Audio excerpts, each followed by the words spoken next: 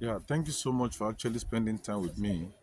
Like today, I've actually just had a walk of inspection of one of our properties in the UK, and that is why I keep assuring you that investing in properties in the UK is one of the easiest things to do to actually start making money. Is one of the easiest things to also do when you intend to come into the UK, relocate to the UK, and also live in free house, yourself and your family. What do I mean by actually living in a free house with yourself and your family? It means that the moment you set up your heart to relocate to the UK, the first thing that you should start doing is to start thinking of the modalities of how you can actually get some funds to acquire a property. And the process of acquiring properties in the UK has been made easy by the system. So, therefore, means that you get a little money and make deposits, and therefore you now start from whatever you are earning from what you work or what you have in your business. You now start offsetting your mortgage. Now the question is this: if you choose to get a mortgage or not, you will certainly pay rent. And if you are paying rent, it therefore means that because you are paying rent, you are paying somebody else's mortgage.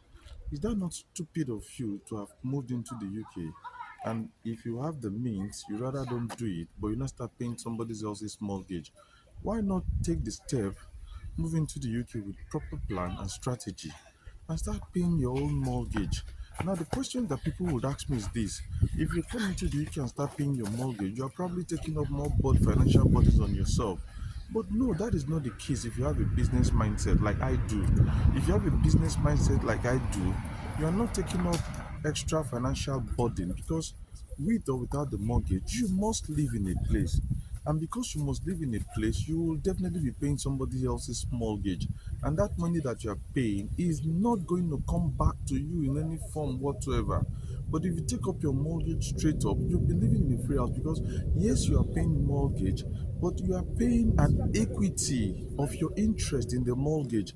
It therefore means that if you are paying an equity of your interest in the mortgage, it therefore means that for whatever you are going to be doing in the future, if you finally chose that you are not going to live in the UK, you want to move out to the UK, you have an equity in that property to the extent of your contributions, your mortgage contributions to the property.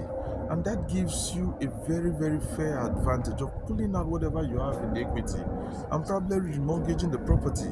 Now, if you don't want to remortgage the property, you can also take the step to say, okay, fine.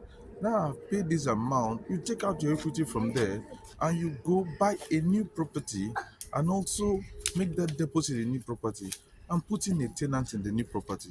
So it therefore means that what you do is take up your equity from the property you came into the UK and acquire, buy, deposit for a new property, and put in tenants there to start paying you rent as well. So from the first day you moved into the UK, you've started making money. So if you think you need to learn more about the strategy that I'm just sharing with you, register in my one-on-one training so that I can share the strategy, step-by-step strategy of how you can achieve this. If you also want my company to assist you all the way, this is exactly what we do. We'll help you from the stage of inspecting property, checking locations, checking the property, checking the mortgage that you're entitled to, telling you exactly what you need to do to be entitled to obtain or acquire these mortgages. We'll do put all that through to you. You understand? In our trainings. My name, like you know, always know, is Oyerega Julius, your business and property acquisition attorney, your billionaire business and property acquisition attorney. Thank you so much as I plan and wait to meet you in the class. Thank you.